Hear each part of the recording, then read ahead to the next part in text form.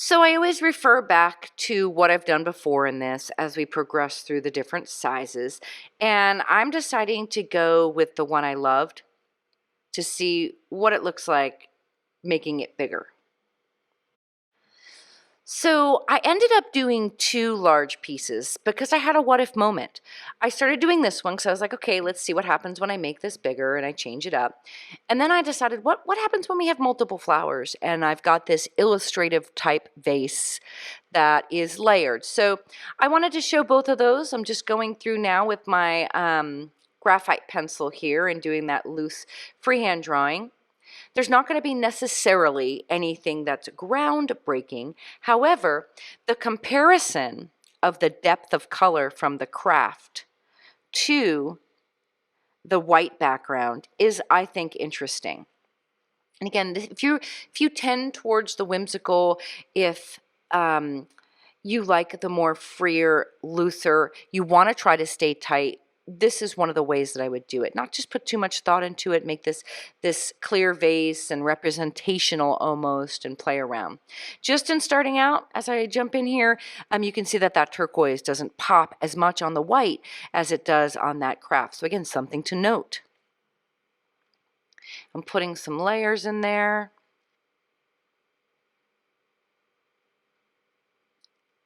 And I'm going to just go around working the piece.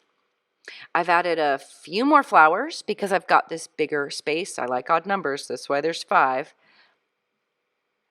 I've got a flat brush on this one, playing around with that shape, but end up not liking that as much as I liked my filbert, and I go back. But again, I'm experimenting with brushes. I've got a bigger brush, a flat brush.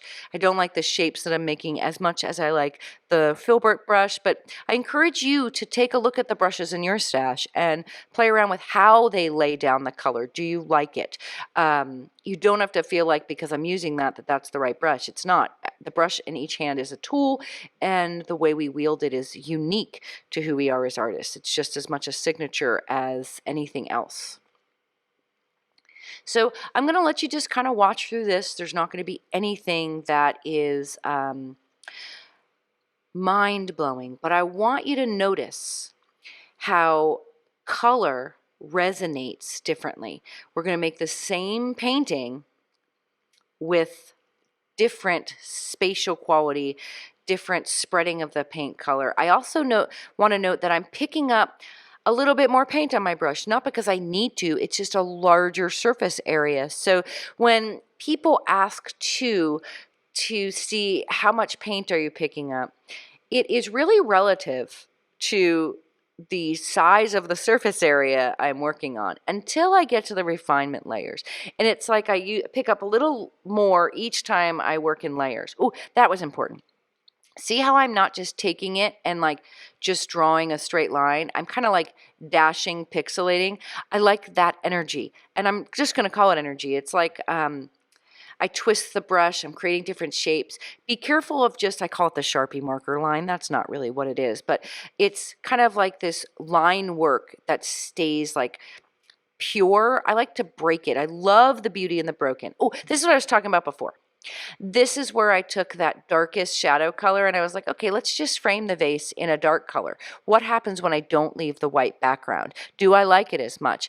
Is it going to be as effective? So that's what I'm playing around with here. This could have been any color. Probably would have been really interesting too with red. And I always look at these things back and go, oh, I should have. Those are those what if moments. So play around with your exploration in even just something as simple as changing the vase color.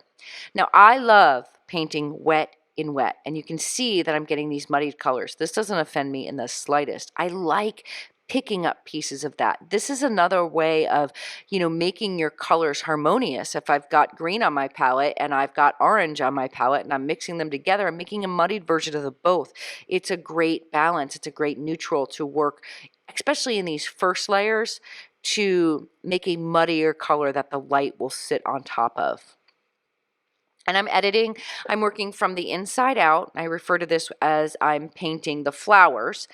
and the vase and the stems. It's working from the inside out. And then I edit from the outside in with the background, kind of shape things. I try to make them more angular. You'll see as I twist the brush, I'm working in like these, you can almost see like the brush is like jumpy. I'm trying to make it so it's not just round. It's got these edges that will make it more interesting to look at. I think angles make your work a bit more energetic, a bit more alive. It makes the interactions between the colors energetic and interesting too. And now, how interesting is it how those flowers now pop on the orange as opposed to the white? I'm also thinning my stems. You see they're really like offensively large, and then I like to thin them. I'll also make them not consistent as well. You'll see me kind of cut into certain parts and leave some fat and overlap. There's that like jump. This is sped up just a little bit, but you'll see, you can almost see it better in the sped up version than you can see it in the slower version. It's like I kind of am stop starting when I make those angles.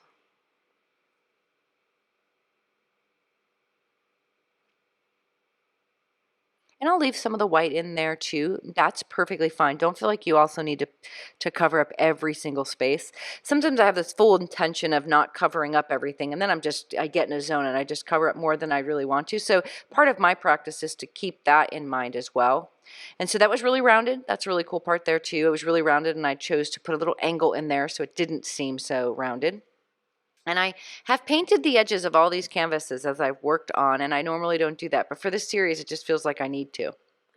I do get asked that question a lot. Do you paint the edges of your canvas? A lot of times I float frame my canvases, meaning I sit them into frames and you really can't see the edges at all. And sometimes I feel like it's part of the piece, and I think that for this series, for whatever reason, I just needed to. It wasn't really an option. And I don't really go back. Like, I've kept it with this dark orange. I don't really go back and match the edges to the canvas either. I guess that's just a personal thing. It's not a right or wrong. I know a lot of artists will also wrap their artwork around the edges. I've done that a couple times. So if you want to extend your flowers off the edge, that's interesting too. And a lot of times you'll use a thicker canvas, like a gallery wrapped canvas. This is a studio wrapped. And the reason I use studio canvases is because I float frame them. If I'm going to put them in a frame, they'll already be like 1.5 inches after I frame them. And sometimes that 2.5 inch frame is too much, but some pieces it works on. Ooh, I love that lighter color going in. This is just that second color. It's still muddy. I've not cleaned my brush. You'll also note I don't clean my brush a lot. I have a towel or a baby wipe where I might wipe off some color, but I find that every time I dip my brush into the water, it gets too wet. I can't get the moisture. It just stays too drippy. So I purposely don't dip it into the water very often, and I get these contaminated blends, I guess, and I do like that.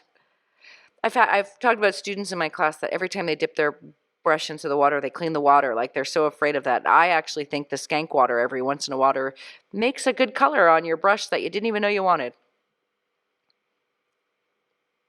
So going back stylistically on this is a way more whimsical, a way more illustrative way to paint. I find it refreshing to purposely create this contrast of flat and dimensional. I don't think it works as effectively if everything is flat and everything, well, I do think it works if everything's dimensional. I don't think it works effectively if everything is flat, but the play on it perspectively is interesting.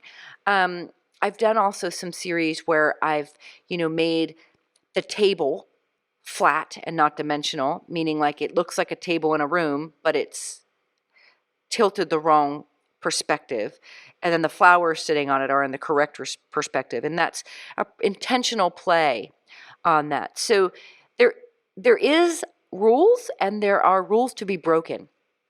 So that's another thing to kind of play around with. You could have made, instead of this flat horizon, you know, a dimensional table. It could have been a round table sitting in a room with a carpet or something like that. So, you know, take some liberties when you're playing around with this. I want to show you how the colors lay different and how scaling it larger, you know, affects how much color you put down, how much you pick up, and spatially how much work you have to put into the background as opposed to a 4x6 version of this. And I always preach that the background is an important part of the piece. And so by scaling this up, I'm reinforcing that idea that keeping interest in the background is a viable part of scaling your work up. And I find it sometimes very difficult. It can be more difficult than painting the flowers to keep the background interesting. And part of that is that layering of the value, layering in the darks and the lights to keep a vibration, that I like to call it, in the piece.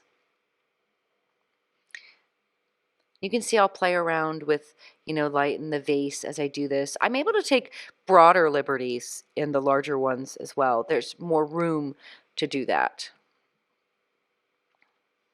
Keeping that angle there on the stems. Keeping a little bit of that dark. I'm trying not to cover up fully anything that was there, even though the background is not the original color. There's still bits of it peeking through. Another thing that I just want to talk about, it's not something I do all the time, but while you're watching this, it's also something that I get asked a lot. Do you seal your work? The answer to that is sometimes. If I am selling a piece of work, I usually spray some kind of UV clear. It's not really a sealant, it's a UV spray. So that somebody puts the painting in the window over the course of time, it's not going to fade. There is something to be said for people that like a gloss or a matte. You know, you can spray just a matte finish. And sometimes I do that not to seal the painting, because acrylic is pretty, it's a polymer, so it seals itself. But I like to, maybe if I'm using a paint color that is shiny versus, and a paint color that's dull in a painting, I'll spray like a satin spray across the painting so that it all has the same luminosity.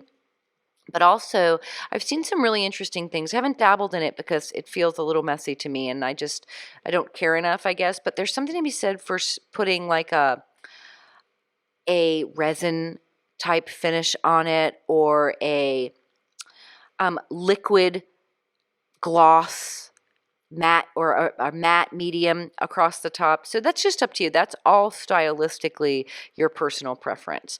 But I like paint. I like the way it reads when it's done. You will find that acrylics will dry a little flat or a little darker than, say, acrylic oils. So if you want to keep them lush, sometimes a satin glaze across the top with some kind of medium will work. And there's a million out there, and I would just say do your best research to find the finish that works for you. Interesting how this color read so red on the brown paper and so orange on the white background. And again, that's just a play of shadow and light from that changing the background.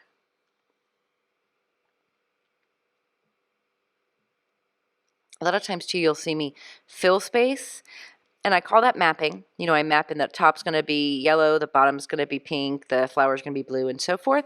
But I love the play of color on color and the wet on wet. So I'll put a quick layer of this paint down to get something on the canvas, and then I really start to paint, because I like when they blend into each other and they roll into each other as wet and wet. So you'll see me do a lot of that. It's kind of like I just get it down and then I start kind of playing around with the color. This is that like third color down of that pink. Reads way more pink than the darkest color. And that's going back to what I said, where adding white into a mix of color will make it more dull. It doesn't read as poppy, but that is the play on the pop, right? So if you can keep some of that, like in the shadow that I'm keeping there, that's the pop of color, that's the contrast, that's the interest. And in looking at this, I probably could have gotten a much bigger brush and played with some really interesting, like thick layers. The smaller the brush, you actually can't pick up as much paint. Again, I guess it's the benefit of watching it back. But the larger the brush, you can play with a lot more painterly brush work. The reason I like using a large brush on a small piece, but I really should have sized up here to get some dramatic painterly brushwork effects. And when I say painterly, I mean that I don't blend out. I have to do a little bit more blending to spread the paint with a smaller brush than I do with a larger brush. Now, I always talk about my processes to work in 3 stages. The first one is sketch. Sometimes I just sketch and paint. I don't always use a graphite. The second one is mapping, where I decide each color is going where. And then the last stage is refinement.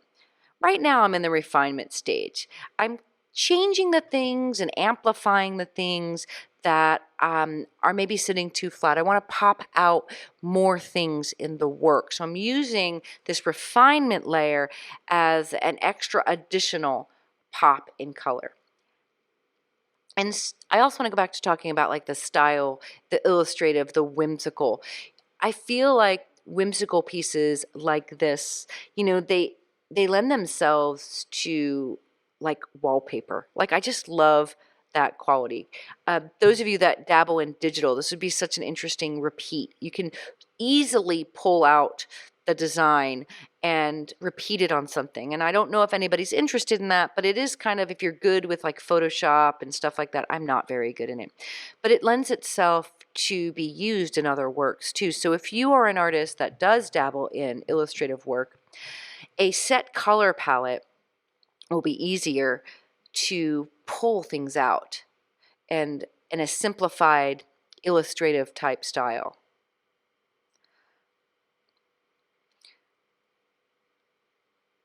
And you can see how I'm not painting glass, and I put that dark blue down as the glass, but you can see just by adding a little bit of light on the inside, the outside of the glass, I can suggest that there is some kind of reflection or refraction of light.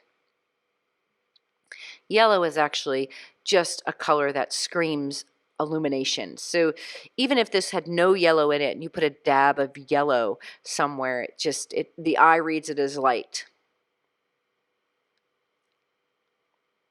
You can see me kind of changing my brush work, kind of shifting my brush.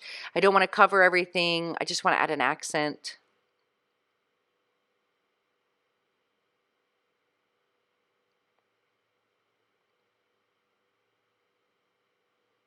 Amplify those edges. And that's just saying light is hitting it. Light color comes forward, dark color recedes.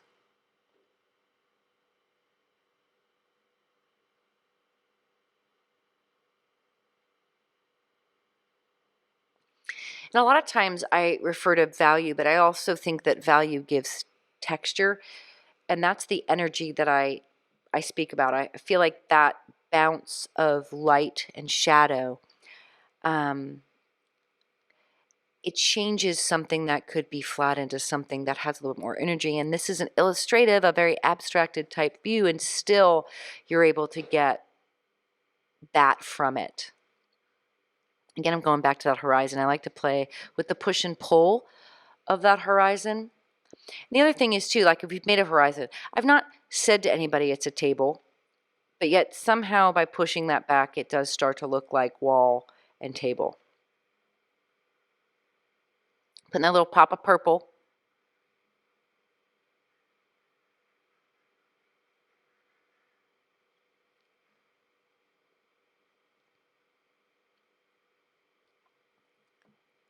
And that is it's like a catch light, if you put a catch light in somebody's eyes. And that's also alluding to the direction. The other question I get is the direction of light. You don't have to decide that going in, but at some point you do need to decide where the light is coming. I'm doing it with the shadow. I'm doing it with the edges of the flowers. I'm doing it with the catch light of the center.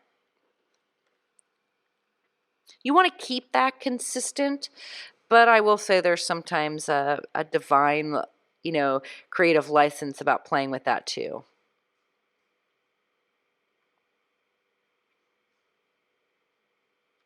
This is all that refinement, small little touches. Do I like that? Do I not like that? We made that vase dark, but I'm putting a little tap of light. I'm making the flowers have a little bit darker. That's that kind of purplish blue putting in there. Just touches, just to see how it looks. I call those little surprises. It wasn't part of the original. It's just getting a little surprise pop of something else.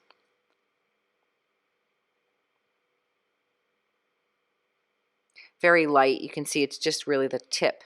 I'm using the tip of that filbert to even like angle it, but I'm not outlining. Again, very illustrative, very abstracted, suggestive. I'm trying to put a little bit dark in, almost like a shadow on the right and then some light on the left. Sometimes the way you make your darks darker is by making your lights lighter.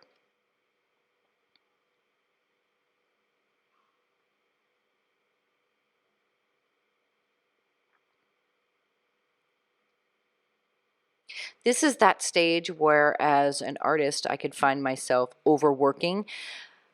There's sometimes just joy in painting. I love putting my brush to paint and putting it on a canvas. There's something just in that movement. I liken it to like stickers. Removing a sticker from a sticker sheet is just joy. Well, how do you know when you're done? I've gotten that a lot as well. The answer is when you lose the will to live. Have I done all I can do on this? Am I just futzing around with it for no reason? So at some point, you'll look at it and you go, yeah, that moment's come and gone. And then you walk away. And you can see the pixelated I talk about. Instead of making a straight line, it's that like dotted line that goes around. I did that with that lightest teal going around the bottom of the vase, sitting on top of that dark blue, amplifying some light. And that's what I'd call painterly, not overworking, not overbrushing that light that I put in there, keeping it jagged. I call it pixelated, but keeping it kind of rough. Adding some more shadow and light. And as I finish that up, I just feel like making it bigger. What did I learn from that? Probably should have used a larger brush, could have made it more dramatic. But that's all part of this process. If I'm looking for drama, that's how I'm going to do it. Doing this again in just having such a larger surface area to take that larger brush out and add the drama in, picking up more color and placing it down. I tried to carve my name in the bottom, but the paint was dry. All right, so we're finishing this one up, but then like I said, I decided, I didn't really want to stop there. I had another what if question, and the what if question is, what would it look like if I had multiple vases and florals on a canvas?